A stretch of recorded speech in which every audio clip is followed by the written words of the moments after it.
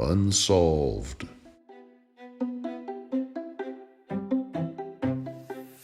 Zodiac killer case, Blue Rock Springs Park. Who killed Darlene? It was a few minutes before midnight, and someone shot Darlene to death. George Bryant heard the gunshots, and he called the police. Several minutes later, Jerry Weathers and his friends, Deborah 19 and Roger 17, pulled into the parking lot and saw Michael lying on the ground. And Michael asked for help, and they drove off to call the police from Jerry's house. Was this just some random attack by the Zodiac killer? Did Darlene know who murdered her? Or was the Zodiac killer part of Darlene's group of friends? Was Darlene followed to Blue Rock Springs Park? Did Jerry Weathers, Deborah, or Roger know who killed Darlene? And they weren't there just by coincidence. So let's go back and see what Darlene was doing several hours before. At 6:30, Darlene and her sister Chris were at Caesar's Italian restaurant with Dean and his bosses, Bill and Carmelita. Darlene said they were headed to Mare Island to be in a boat parade. She said that she knew some people with the boat. Dean asked what time she would be home, because he was having some people over that evening. Darlene said about 10 p.m.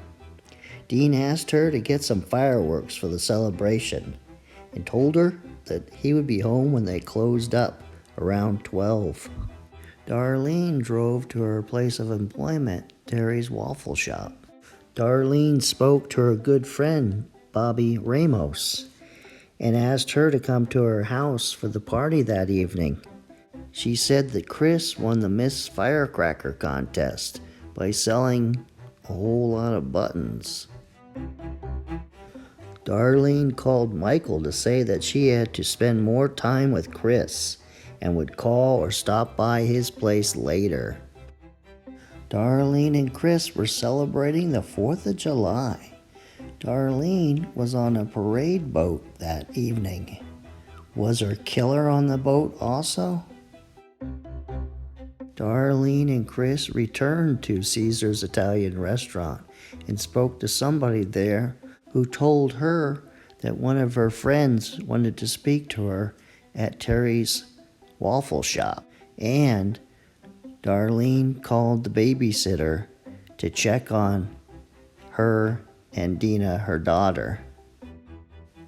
Darlene and Chris left Caesar's Italian restaurant, most likely heading east, where they caught the Interstate 80 going south and drove down to Terry's Waffle Shop, where she would speak there to her friend and then head south some more to drop Chris off at her house on Jordan Street.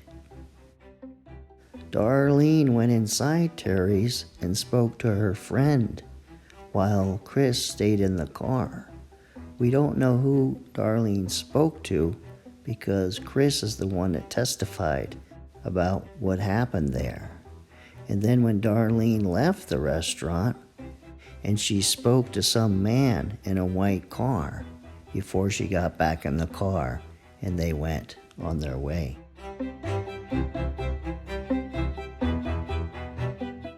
After dropping off her sister, Darlene arrived home at about 11 p.m. She played with her daughter Dina for a short period of time, and then she planned to drive Pamela and Janet home, but the telephone rang.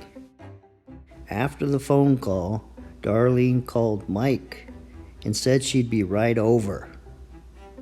Then she asked the babysitter and her friend if they could stay longer until 12:30 while she went to get fireworks.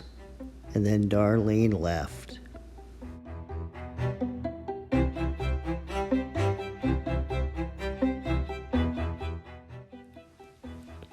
As Darlene drove to Michael's house, was she followed along Georgia Street. And then she went here and pulled in to Michael's house. Michael got in the car, and then they went up here to Springs Road and went west towards Mr. Ed's drive-in. But they decided not to go there, and they turned around and then drove back out toward Blue Rock Springs Park. And they got here on Columbus Parkway and went north and then pulled into the parking lot.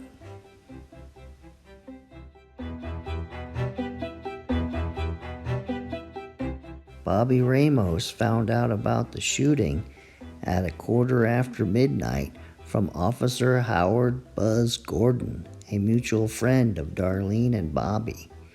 He called me up at work and told me he might have been at headquarters when the call came in.